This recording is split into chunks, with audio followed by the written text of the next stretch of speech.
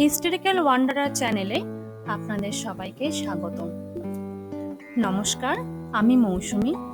আর আজকে আমরা কথা বলবো এমন এক গুরুর সম্বন্ধে যিনি মহারাজজি নামে প্রসিদ্ধ। দেশ বিদেশ বহু জায়গা থেকে অনেক মানুষ আসতেন তার সাথে দেখা করার জন্য।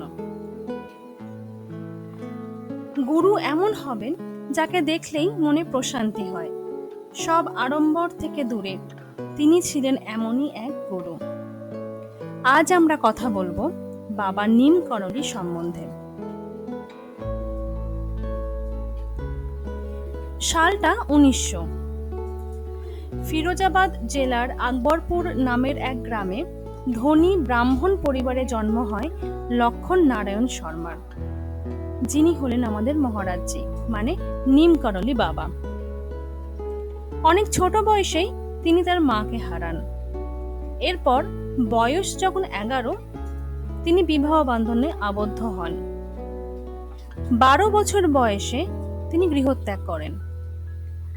গৃহত্যাগ করার প্রায় 10 থেকে 12 বছর পর তার বাবার অনুরোধে তিনি আবার গৃহে ফিরে আসেন।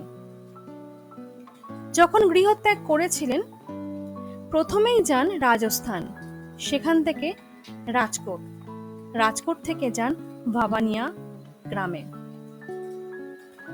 ভাবানিয়া গ্রামে কিছুদিন থাকার পর সেখান থেকে যান উত্তরপ্রদেশের নিম করলি নামের এক গ্রামে, এবং যার জন্য তিনি নিম করলি বাবা নামে প্রসিদ্ধ। যখন গৃহত্যাগ করেছিলেন তখন বাবা লক্ষণ দাস নামে তিনি পরিচিত ছিলেন। বাবা লক্ষণ দাসের অসংখ্য শিষ্যদের মধ্যে অন্যতম হলেন বাবা রামদাস। নিম করলি বাবার অনেক চমকপ্রদ ঘটনার মধ্যে একটি ঘটনা তারই শিষ্য বাবা রামদাসের থেকে জানা যায়। বাবা একদিন টিকিট ছাড়াই ট্রেনে উঠেছিলেন, এবং তখন সময় ছিল ইংরেজ শাসন। যখন তারা জানতে পারে যে টিকিট ছাড়াই এক সাধু ট্রেনে উঠেছে, তখনই সেই মুহূর্তে বাবাকে ট্রেন থেকে নামিয়ে দেন। কিন্তু নামিয়ে দেওয়ার পরে আরো এক চমকপ্রদ ঘটনা। ট্রেন তো আর চলেই না। ট্রেনের ড্রাইভার তখন নিজের ভুল বুঝতে পেরে বাবাকে আবার ট্রেনে ওঠার জন্য অনুরোধ করেন। ট্রেনে ওঠার জন্য বাবা দুটি শর্ত দেন। প্রথম শর্ত, নিম করলি গ্রামে স্টেশন তৈরি করার প্রতিশ্রুতি দিতে হবে। আর দ্বিতীয় শর্ত, এখন থেকে সাধুদের সাথে ভালো আচরণ করতে হবে। বাবা ছিলেন ভক্তিযোগে পারদর্শী। উত্তর ভারতের বিভিন্ন জায়গায় তিনি ভ্রমণ করেছেন। এই সময় তিনি অনেক নামেও পরিচিত ছিলেন, যার মধ্যে লক্ষণ দাস, হান্ডিওয়ালা বাবা, তিকোনিয়া বাবা।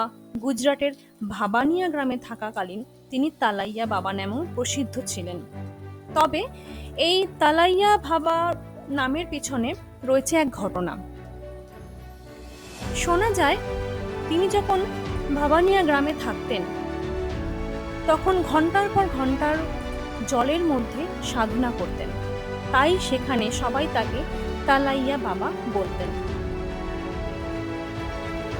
তার জীবদ্দশায় প্রধান দুটি আশ্রম নির্মিত হয়, প্রথম কেঁচিধাম আর দ্বিতীয় হলো বৃন্দাবনে। এরপর সময়ের সাথে সাথে 100টিরও বেশি আশ্রম নির্মিত হয়েছে। জীবনের শেষ দশক তিনি কেঁচিধামেই কাটান। 1973 সালে 11ই সেপ্টেম্বর বৃন্দাবনে তিনি দেহত্যাগ করেন।